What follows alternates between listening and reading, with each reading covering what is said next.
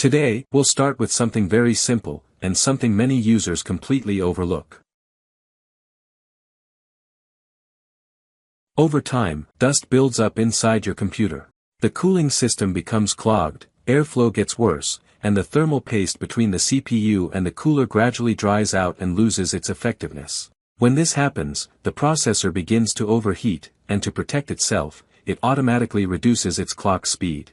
This process is called thermal throttling, and it can significantly reduce performance, even if everything else in your system is working perfectly. The solution is simple, but important: thoroughly clean the inside of your computer. This is definitely not a waste of time. And if you also replace the thermal paste on the CPU, and the GPU, if needed, you'll likely notice that your system runs faster and quieter after proper maintenance. To make reassembly easier, just take photos before removing or disconnecting any components. If some parts, like the power supply, graphics card, or hard drive, are still under warranty, it's best to avoid deep disassembly until the warranty period has expired. But if you're unsure, take your PC to a professional. It's usually inexpensive and can significantly improve the situation. The good news is that in most cases, you don't need a new computer. Just a few simple steps can bring your system back to its optimal performance. Another reason is the accumulation of temporary files and system errors, and now I will show you how to safely and correctly remove this junk from your computer. Right-click Start, and select Terminal as Administrator. To prevent the cleanup application from freezing during this process, we'll first perform a basic preparation of the components using a special command. For convenience, I saved this command in a document so I can simply copy and paste it into the command prompt. You'll find it in the video description. Press Enter. Now that the system is ready, you can run the cleanup utility.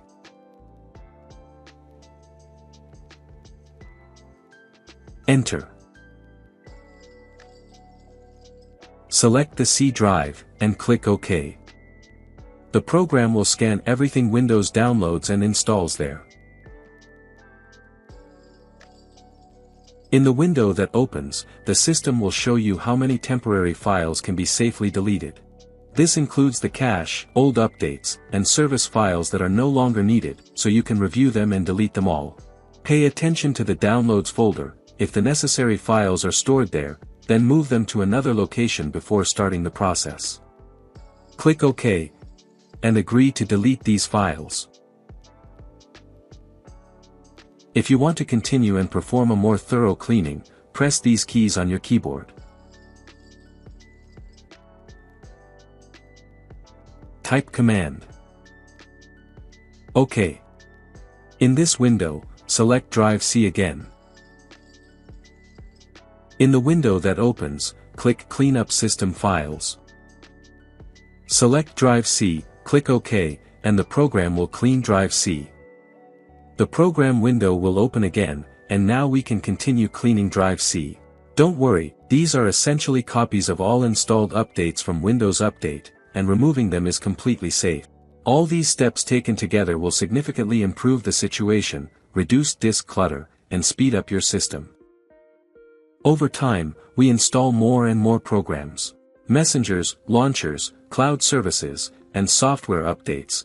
Many of them are automatically added to startup, and as a result, when you turn on your computer, Windows launches dozens of unnecessary processes that silently consume RAM and CPU resources.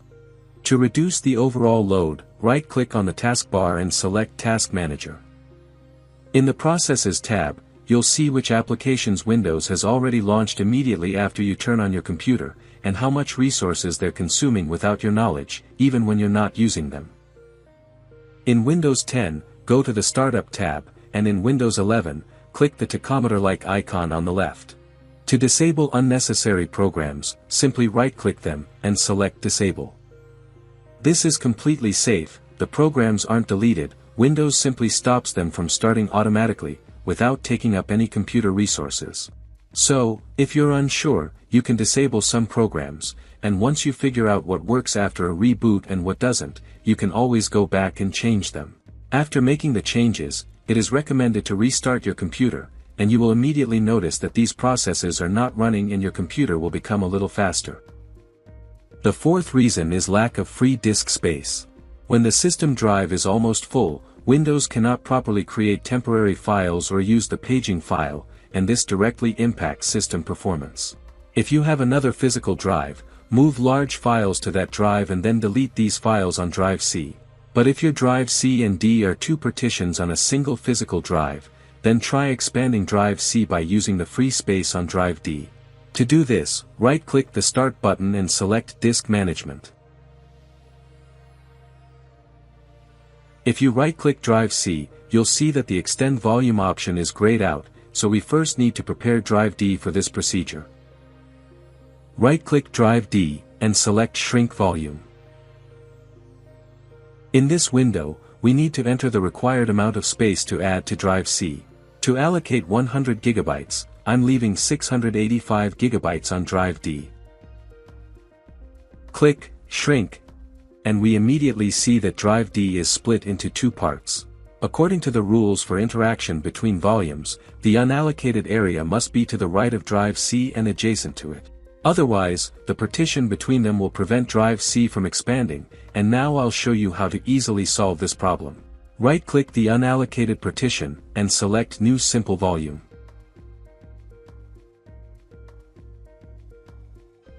Click Finish, and the new volume has been created. Now we need to move all personal files from drive D to drive E, and then make drive D the unallocated area. This way, the unallocated space will be next to drive C, and we can connect the free space on drive D to drive C. I'll open this PC, then drive E.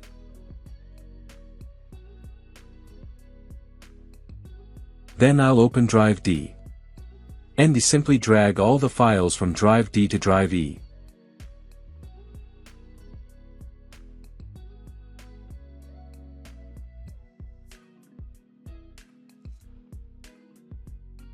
All the files are copied, so we can close these drives and reopen disk management.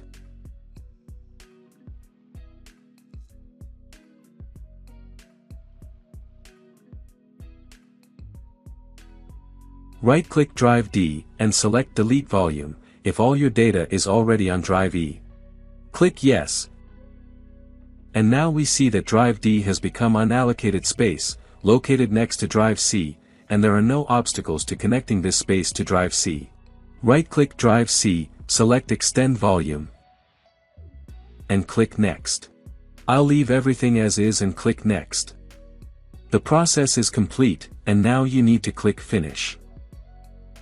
Yes, my C drive has been successfully expanded. Let's open this PC. The red color on the C drive has disappeared, and its size has increased significantly.